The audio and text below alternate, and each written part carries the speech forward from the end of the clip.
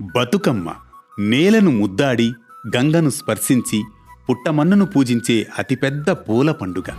తెలంగాణలో పుట్టి పూల పల్లకి ఎక్కి లోకమంతా తిరిగేవటే.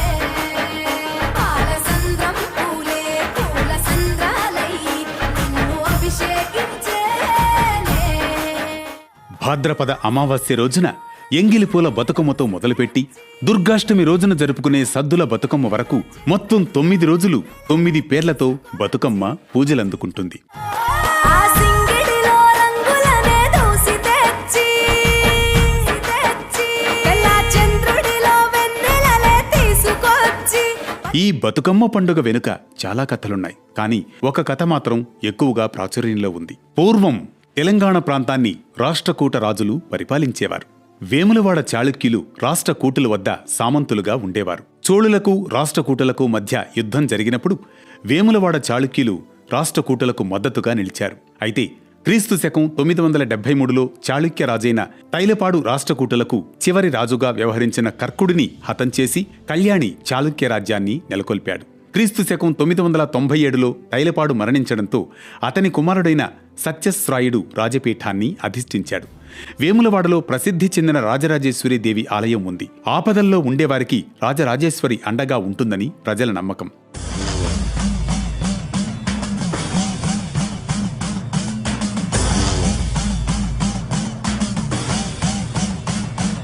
ప్రజలే కాదు, చోళరాజు పరాంతక సుందర చోళ కూడా రాష్ట్రకూటుల నుంచి ఆపద తలెత్తినప్పుడు రాజరాజేశ్వరి దేవికి భక్తుడిగా మారిపోయాడు. రాజరాజేశ్వరే తనను కాపాడిందని నమ్మిన పరాంతక సుందర చోళ తన కుమారుడికి రాజరాజ అని నామకరణం చేశాడు. రాజరాజ కుమారుడైన రాజేంద్ర చోళ సత్యాశ్రాయిపై జరిగిన యుద్ధానికి సేనాధిపతిగా వ్యవహరించి విజయం సాధించాడు. ఆ విజయానికి గుర్తుగా రాజరాజేశ్వరి దేవి ఆలయాన్ని కూల్చేసి అందులోని భారీ శివలింగాన్ని తన తండ్రికి బహుమతిగా ఇచ్చాడు. తన కొడుకు ఇచ్చిన శివలింగాన్ని ప్రతిష్ఠించడానికి 1006వ సంవత్సరంలో రాజరాజ చోళ ఏకంగా ఓ ఆలయ నిర్మాణాన్ని చేపట్టాడు. సామాన్య శక సంవత్సరం 1010లో ఆ భారీ శివలింగాన్ని ఆలయంలో ప్రతిష్ఠించాడు. అదే తమిళనాడులో ఉన్న బృహదీశ్వరాలయం. ఈ విషయం తమిళ శిలాశాసనాల్లో కూడా ఉంటుంది.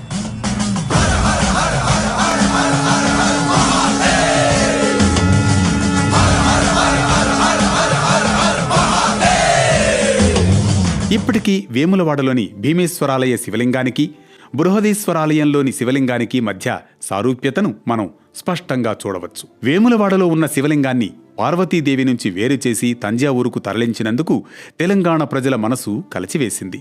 బృహదమ్మ అంటే పార్వతీదేవి నుంచి శివలింగాన్ని వేరు చేసినందుకు గాను తమ దుఃఖాన్ని చోళులకు తెలియజేస్తూ మేరు పర్వతంలా పూలను పేర్చి బతుకమ్మను నిర్వహించడం మొదలుపెట్టారు తెలంగాణ వాసులు.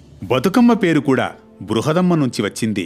వెదురు ఈ నేలతో చేసిన సిబ్బిలో కాని లేదా ప్లేట్లో కాని బతుకమ్మను పేరుస్తారు. కింద గుమ్మడి లేదా సొరకాయ ఆకులను పరచి తంగేడు పూలను పేరుస్తారు. తర్వాత గొనుగు, బంతి, చామంతి ఇలా తీరొక్క పూలతో శంకు ఆకారంలో పేరుస్తారు.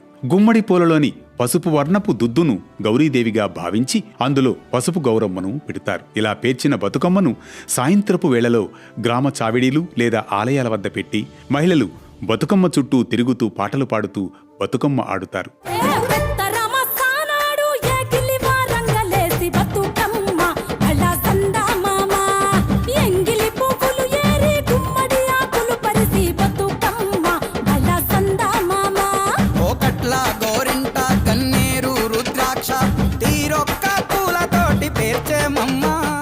ఇలా ఆడిన తర్వాత బతుకమ్మను తీసుకుని చెరువుగట్టు వద్దకు వెళ్లి మళ్లీ చెరువుగట్టు దగ్గర బతుకమ్మ ఆడుతారు. తర్వాత బతుకమ్మను నిమజ్జనం చేస్తారు. ఒక స్త్రీ పాట పాడగా మిగిలిన వాళ్లు వంత పాడడం దీని ప్రత్యేకత.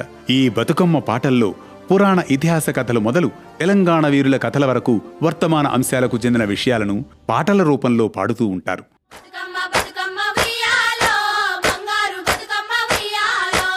ఆనాటి కాలాన ఉయ్యాలో ధర్మంగుడను రాజు ఉయ్యాలో, ఆనాటి కాలాన ఉయ్యాలో ధర్మంగుడను రాజు ఉయ్యాలో, ఆ రాజు భార్యయు ఉయ్యాలో అతి సత్యవతి అండ్రు ఉయ్యాలో, ఆ రాజు భార్యయు ఉయ్యాలో అతి సత్యవతి అండ్రు ఉయ్యాలో.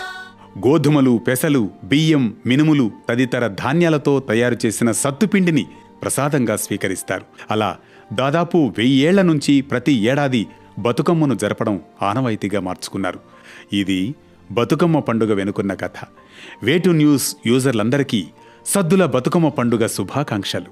మట్టి పిట మాయమ్మ గాయత్రి గౌరమ్మ చెరువులోకి చేరబోవమ్మ మా బతుకమ్మ